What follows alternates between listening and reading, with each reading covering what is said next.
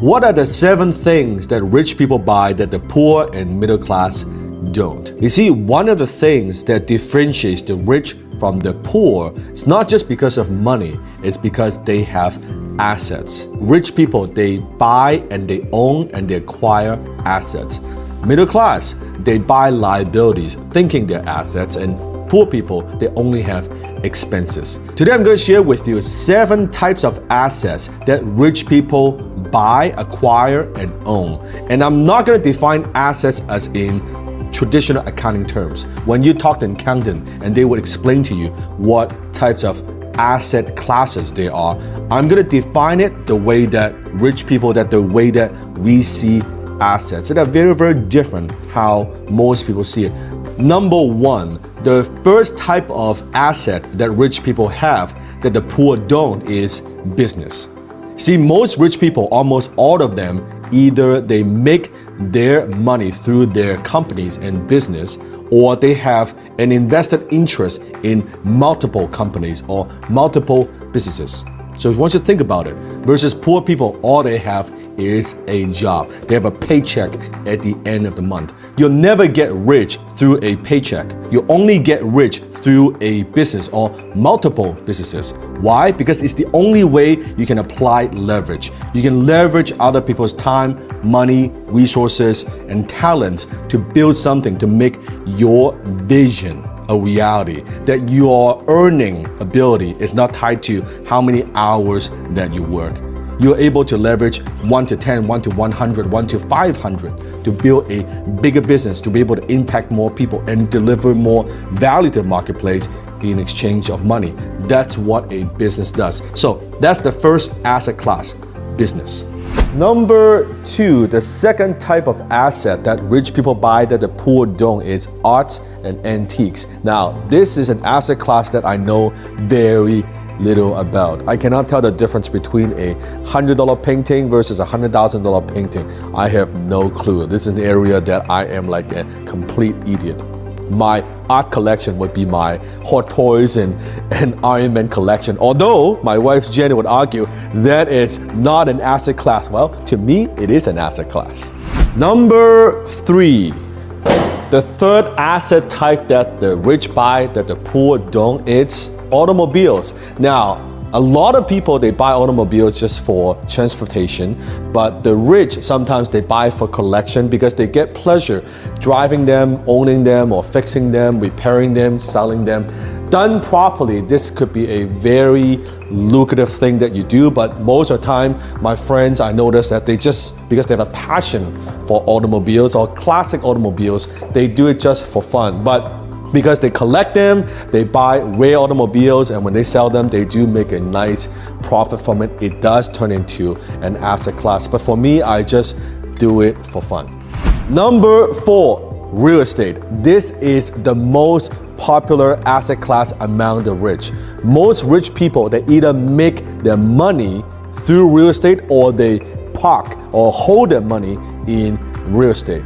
Now, when it comes to real estate, there are so many different types of real estate. You have residential or you have commercial. Residential, I'm talking about condo or single family home. Commercial real estate, I'm talking about malls, hotels, right? Offices, multifamily.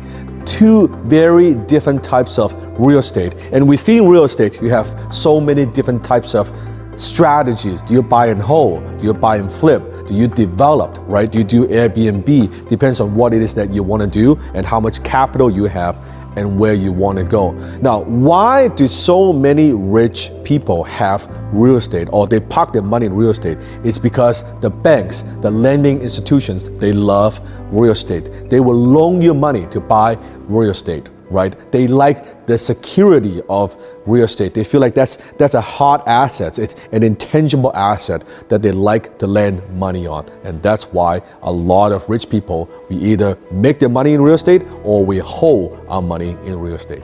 Number 5, the 5th asset class that rich people buy that the poor don't is paper assets. I'm talking about bonds, mutual funds, and stocks. Now, when it comes to assets, sometimes we buy assets because it produces cash flow or dividends. In some cases, we buy assets and hopefully it will increase in value over time. That's called appreciation. So when it comes to stocks, except it's like dividend stocks, but stocks, mutual funds, and bonds, we are buying it at a certain price and hopefully it will go up later in the future. We are betting, we are buying on the appreciation. You see, with paper assets, you can turn that into money very, very easily. Let's say compare that to a piece of real estate. In order to convert a piece of real estate into money, well, maybe you need to list the property, you need to sell, it takes time, or even if you want to get a loan, get a mortgage, a second mortgage from the bank, it takes time. But with stocks, with mutual funds, you can sell that and turn that into money very, very easily.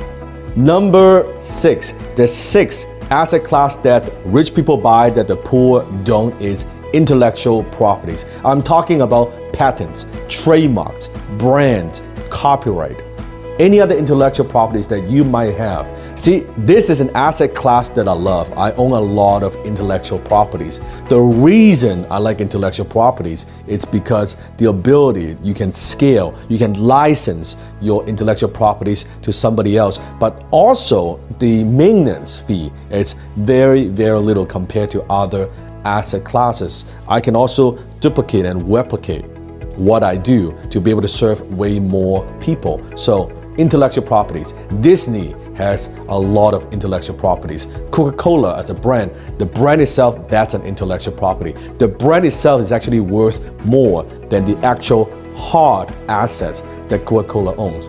The brand Coca-Cola is worth billions and billions of dollars. Number 7, the last thing that rich people buy that the poor don't is precious metals. I'm talking about gold, silver, platinum. This is a gift from my mentees from Australia. 24K gold. Now, gold is very, very important. You notice when the currency of our dollars, it depends on what countries you're coming from. Rich people, they like to have their money in gold because throughout history, you notice that gold is the currency. It is the asset class that is recession proof. So it's a very, very important asset class that in your portfolio you have to think about. So, precious metals. Those are the 7 things that rich people buy that the poor don't. I want to give you a bonus, and this is a new asset class. What am I talking about? Asset number 8, and that is audience. That's right, audience. You see, attention is the new currency. To be able to have an audience, you see this through social media, influencers who have audience that they're able to captivate other people's attention.